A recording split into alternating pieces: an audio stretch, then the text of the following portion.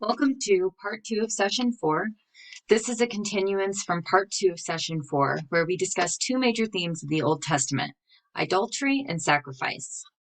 Based on what I've learned so far in this course, how do these two major themes fit into the greater Old Testament storyline? I think that the most important thing to do is to look at the Bible from an exegesis point of view and let the story speak for itself. The last thing we would want to do is take away anything from the original author's intent where they wrote the books in the Old Testament. There are so many themes in the Old Testament that it was hard to just pull away two and focus on them.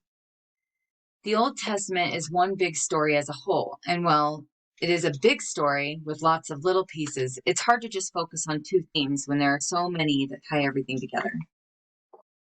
To describe it a little further, there are three levels of the narrative.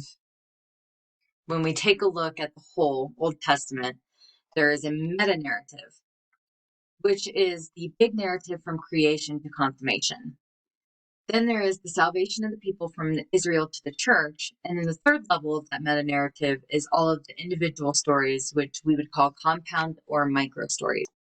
For me to be able to pull out specific scriptures that related to either idolatry or sacrifice, I had to dig into those individual micro stories and only pull out enough information directly related to the theme that I was discussing. There were so many more verses than what I was actually able to share, but I think the most important part was to try and capture the character of God and capture the sinful nature of his people all at the same time.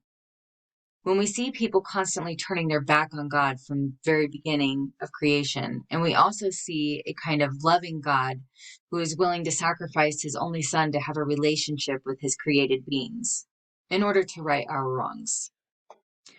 From creation to the fall of mankind, to the redemption of Jesus Christ on the cross, all the way to the new creation in the book of Revelation, one thing remains the same.